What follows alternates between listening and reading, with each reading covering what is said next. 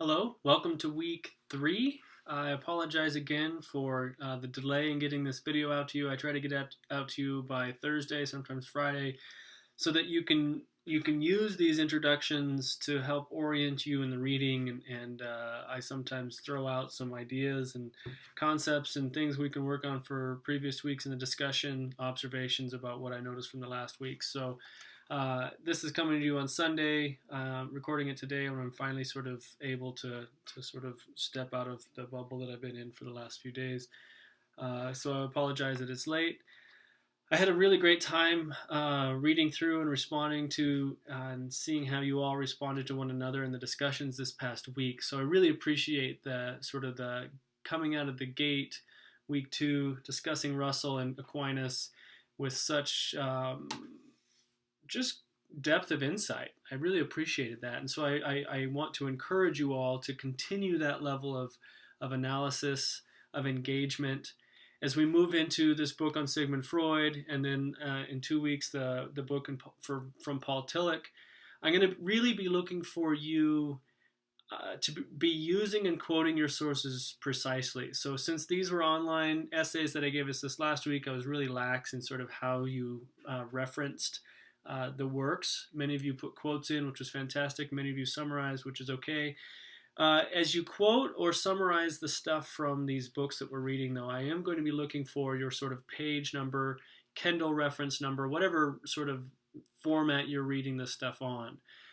Because I want to see, as you respond to the questions that our leaders will be posting or have posted already, I want to see how you engage, how you interpret, how you actually are understanding what Freud is saying. And so as you post and you reference the work, I go through and I read along with you to see, okay, well where are you in your understanding? Because Freud is an interesting cat, right? His thoughts are deeply, deeply embedded in Western understanding of psychology. But by and large, especially in academic communities, his theories have been widely rejected, even though everybody now can't talk about psychology without using Freudian terms. So try to have a conversation about the unconscious, subconscious. That right there, we're talking about Freud. He's the one who develops this very robust understanding of the subconscious. Try to talk about a taboo in society. That's, again, Freud. Try to talk about anything dealing with sexual desire and gratification. And by and large, we will dip into the language of Freud, the libido. We can we can see it when we start writing about Freud in our discussions. Now, for this week and the next, continue in the exact same format as you did this last week. First post, respond directly to the question by using the text. Second post to one another, and I really enjoyed seeing multiple posts from several people because that really showed me that there's this ongoing conversation that if we were in a normal classroom would normally unfold with this sort of call and response sort of thing. And so we can begin to transcend some of the flatness of the online experience by continuing to engage in one another. Now, to orient us in this book a little bit, Civilizations and Its Discontents. Freud is assuming, when you've picked up this book, that you've already read the one that came before this one, which was called The Future of an Illusion. And in The Future of an Illusion, Freud addresses specifically a sort of common understanding of religion, its place within our society, its place and its role within us as a people, right? And he denounces religion wholesale. And he alludes to it here a couple of times. The same book, he references it by name even. When he picks up in this book, we get this sort of conversation between him and this supposed quote-unquote friend who is talking about this feeling of the oceanic, right? This oceanic feeling, this experience of the sacred, or however his friend is referencing it, right? This is what Freud has already dealt with. And so when he starts with this sort of middle of conversation, what do we do with the oceanic? Can we actually get to a real empirical, this world understanding of where these feelings are coming from and not have to attribute to God? He's already dealt with that in the previous book, The Future of an Illusion, religion being the illusion. And by and large in that book, what he's done is he outlined, and he'll do it again here, just in different ways. He outlines what he calls he outlines how religion is infantile, or the reflection of us as people not being able to grow up. He thinks once we've grown up, we can see beyond what the religion offers, what its consolation is to us and to our psyche, and we'll realize that we don't need it.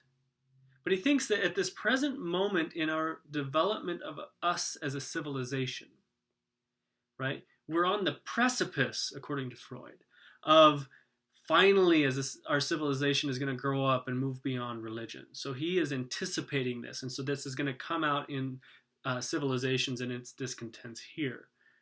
But one of the things that he's doing in this book that he didn't do in the other one is he's going to go back even further. He's not really content to just blast religion for its infantileness, for its fact of keeping us perpetually immature in our development. He's going to look deeper. He is interested in this question of the oceanic, because this guy says, how can you explain this oceanic feeling, this feeling of oneness, this united, I am united to whatever it is out there, right? We can't account for that, this guy says. And Freud wants to say, and he uses the book to say, actually, I think we can. And so he moves, and so each chapter in these first, 4 chapters of the first half of the book, he's going to move backwards a little bit more. Oh, this is my object lesson as I move in my chair. Chapter 1, he's going to start with the oceanic feeling, right? Chapter 2, he's going to move back and say, okay, well, what's underlying that? And chapter 3, he's going to look back and he's going to say, okay, well, what's underlying that? And 4, he's going to do the same thing. And 4 is kind of getting the broadest, furthest back that he can look to understand where we are as a people, why we have come to the place that we find ourselves in now, right? What sort of is governing our desires? And really, Freud is interested in our desires. What do we want? And what do we want that we can't, what kinds of needs can't be fulfilled directly? And how is it that being in relationship with other people requires us, for our own well-being, to sublimate those desires, to change them from one form into another to make them more socially acceptable, so that I can get my needs met? Only now, because I've sublimated them. And as you read through Freud, read with a dictionary in hand, because he's using a lot of psychological terms that you may not be familiar with, right? So familiarize yourself with those, like sublimation. As we sublimate one desire, change one desire for another one in order to make it acceptable, something is lost in that change, in that sublimation. And so we're never truly fulfilled. And there's other things, there's other obstacles in our lives that keep us in a state of never being fully sated, never being fully satiated. Our desires are still there, right? And part of this has to do with some different things. And so we are in a state of perpetual decay. We are physical bodies, and everything physical is in a state of decay of some kind.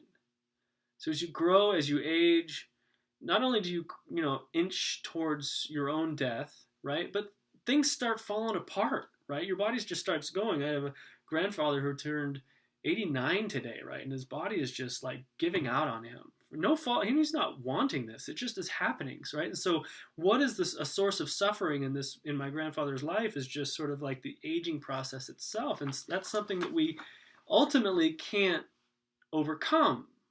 And in the pleasure principle, right, Freud says we're always acting to increase the most amount of pleasure for our life and avoid pain. And we're going to get in the second half of the book the death principle. So we have the pleasure or the life principle in the first half of the book. Why do we act, and why, in the midst of trying to find happiness, are we always coming up short? And the second half, he's going to say probably because of this death principle. It's called thanatos, which is Greek for death. The thanatos principle, which is because death is always lurking out there in the distance in our subconscious reality, and pressing on us, saying, this is going to end. This is going to end, right? So how do we deal with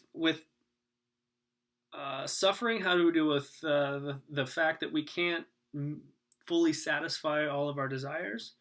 He says on page 25 in my book, I believe this is chapter 2, we divert our interests. We substitute our gratifications, it's sublimation, or we use intoxicating substances, right? So here are 3 ways that we do to try to forget the pain or reduce the amount of pain that we're going through.